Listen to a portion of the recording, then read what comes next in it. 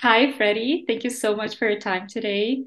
No First of problem. all, since I'm also covering for Switzerland, I just have to ask, how much time did you actually spend over here?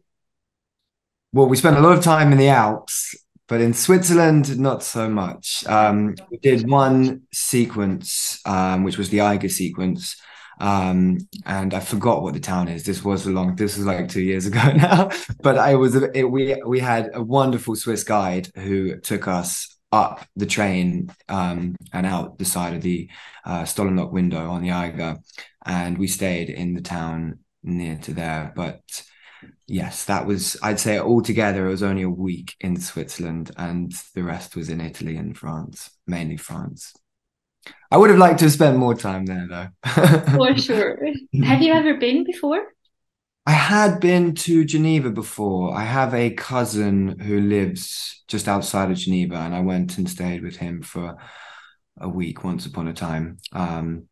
But yeah, that's about it. Oh, wait, I definitely maybe again. I still thing is I go to so many places. Sometimes I get but no, yes, I have been a couple of times. I'm sure you'll be back, just maybe not during the winter. Or maybe Maybe. I quite like the cold, snowy climate, so maybe that's the exact time to come back. Maybe give the Eiger another go. True, true. As you were saying, you had guides during the shoot, also like climbing guides and doubles, I think. hmm What was the biggest challenge? Because I can imagine it was quite the challenge. Yeah. I know. I guess when making a movie full stop, there's a lot of challenges. Sometimes the physical stuff is not the most challenging stuff, but I think in this case, I'd say it was a challenge I was willing to take on, though. That's the thing. It didn't feel like a particularly like I was being put outside of my comfort zone. It felt like a challenge that was exciting to embrace. So in that sense, yes, it was challenging because it was a new experience and I was doing some pretty wacky stuff that I hadn't had experience with before.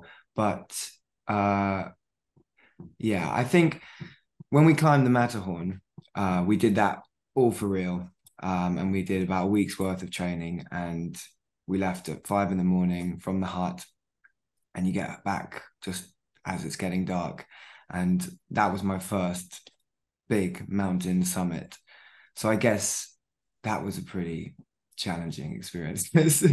A lot of people spend years kind of building up to that point, and I kind of launched myself in, but no, it was a welcome challenge. I'm glad you survived. Just about. Yes. And since our show is called Movie Weather, I was Yeah. wondering how much of an impact did the weather have on your shooting schedule? Yeah. A big, huge impact. I mean, we filmed over the course of probably five different shoots. Some were a lot more technical about achieving some of the more cinematic kind of mountain shots, and then some chunks were a lot more about the dialogue-based scenes.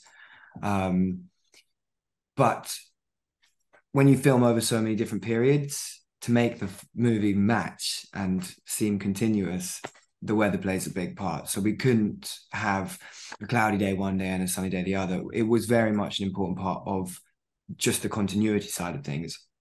But then on top of that, safety was a big part. And we were in all these places for real. There was no studios, no green screen, apart from one sequence, which we just had to do because people were dying. So you need green screen for that. And yeah, sometimes we'd have certain things scheduled and it was just not possible to go up that day because it was complete whiteout. And firstly, we could have been in a white box filming. You wouldn't have seen anything, but also it wasn't particularly safe. So yes, it played a big part. But that was kind of cool because you kind of leave certain leeway for days to shift and it kind of feels like you're part of the place you're filming in and it really plays a character in the movie. And so it was pretty cool. And as an actor, I think it's pretty cool that you get to learn so many different skills like climbing. I don't know if you climbed before, but what is the coolest or most useful thing you've ever learned from playing a role or from playing Michael specifically? Yeah. I mean, this was particularly exciting in terms of acquiring new skills because I'd skied once or twice before and I'd climbed once or twice in indoor walls. But other than that, I hadn't had too much mountain experience. And the amount of experience that by the end of this shoot, I mean, people would be very happily have acquired over 5 years, and I did it in two. And I think, yeah, I mean, in terms of this project, the skill I've acquired most is very much alpinism, be that skiing or climbing or just, even just hiking and understanding the landscape. Because as I said, we have these really, really amazing guides who are IFMGA, which is like the Alpine qualification. And they're the real deal. I mean, they weren't like, there's no movie fakery with that. These guys are just cool mountain men, and essentially they are who our characters were aspiring to be in the movie, but a bit older. So it was so useful to have them as kind of research and inspiration. But I also just spent a lot of time with these guys, and so I just learned a lot about what they've fallen in love with, and now so have I, really. And the movie can also be seen as a metaphor for getting to the top and not giving up until you've reached your goals and that sort of mentality. What was the biggest mountain you've ever had to climb in order to succeed in your life or maybe even in your career? Wow. It's a very self-effacing career. So there's always, unique challenges that you encounter as you go along.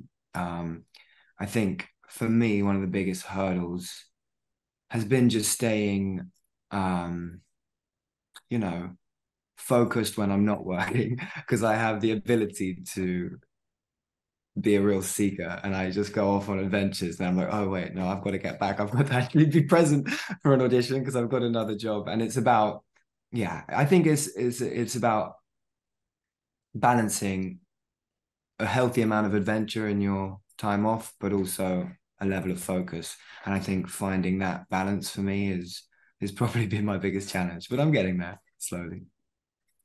It's the work-life balance. Yeah, exactly. And I hope this next question is not too personal. Just let me know. But I saw that your mother posted the poster of Summit Fever on her Instagram, I think, and she used an emoji that suggested that she was a little bit concerned over you climbing that mountain. What was her reaction?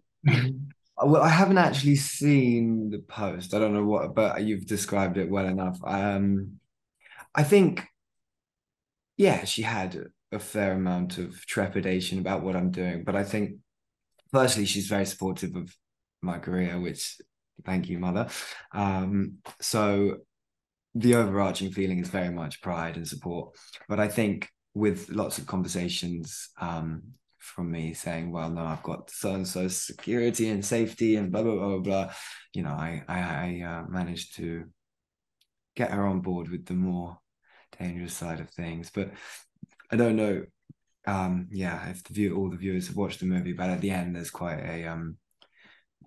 a hair-raising sequence, which did have a bit of special effects in, but I won't ruin it if they haven't seen the movie. But I think that scared the most, the final sequence. Yeah. No, I think the post was her being supportive and proud of you for sure. But I Good, can good. understand her being concerned because it's also a theme in the movie, right? With Yeah. I don't want to spoil too much, but Yeah, no, absolutely, of course. But that is, yeah, that's what happens with exactly. kind of activities. Is there anything in your life that feels more difficult to you than climbing a mountain?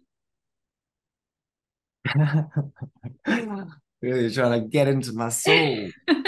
Um, yes, the answer is there's lots of things, and on the whole, I found, as I said, I found the climbing a really welcome challenge. And although it kind of put me in positions I hadn't been before, I was never feeling too much out of my comfort zone. It was actually something that was quite conducive to my personality.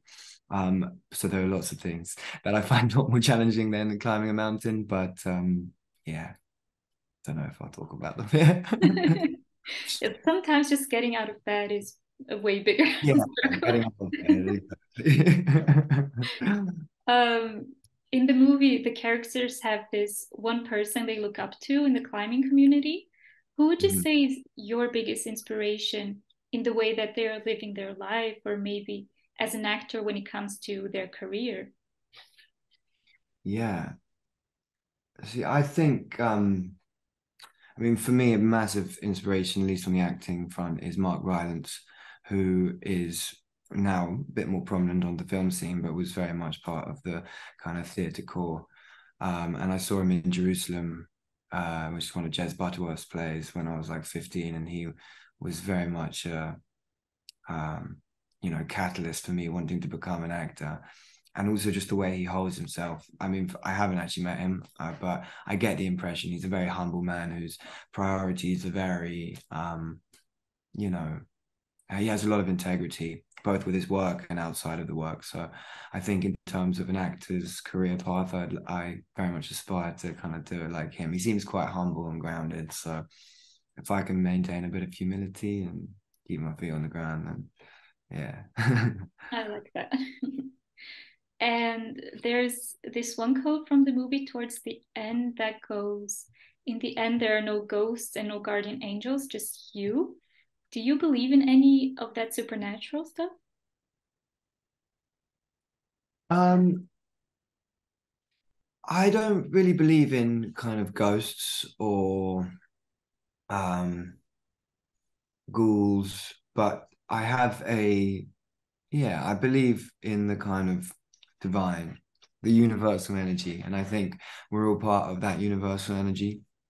And I think when we die, we just kind of transform from one physical being into whatever it might be, a lamp, or into some other star somewhere else. I think we're all made up of stardust, and in that I can find a kind of there's an afterlife there, and that could be perceived as ghosts, but for me it's more the divine consciousness. And I don't have to ask you whether you believe in fairies. Um, towards Yes, I've seen the real in case you haven't. Um, I'm sure I'm not the only one out there interested in a certain fairy tale, and I was so sad to hear when Fate was canceled because Yeah, I grew up watching the animation series. But what can you tell us about your future projects? What's next for you? yeah, I mean we're all sad about Wings Club. I think it was quite a executive decision from Netflix, which surprised a lot of people, both the fans. I mean, we were always a bit, we managed our expectation because I think they have such specific data points that they have to hit. Is sometimes not really about how good the show is or how much people love it. It's just a matter of numbers. So, and they never gave us like like assurance, like season. It was always a bit up in the air. But yeah, it's really sad not to go back into that world. I think season 3 would have been a good one for my character. But anyway, I'm probably allowed to talk about it now. But yeah, I think they were gonna do a whole romantic kind of storyline with me and Musa, which would have been quite fun to play on because I know that's what the fans wanted. But For sure. anyway, it frees me up to do other cool things that hopefully a lot of other people will be excited about. I've just finished doing a film in the Caribbean, which is quite a fun movie. Bit of a kind of murder mystery, but with a comic twist, so slightly satirical. And I was just part of another film, which was like a queer love story based in London. So kind of going down some different avenues, and I just want to explore some good material and see see where it goes. You never have much of a plan, but yeah, I'm working.